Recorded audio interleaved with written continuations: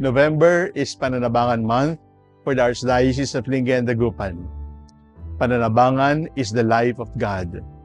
But how do we start Pananabangan? By first being in communion with God. By first living the life of grace. By first recognizing that everything is grace and everything that we have received as grace, we must share. Where do we learn this? We learn it from the family because our parents taught us to share, to give, and to live lives for others. Because it is only in living for others that we can truly live for God. Pananabangan is not about money. Pananabangan is not about a collection. Pananabangan is living a life of communio.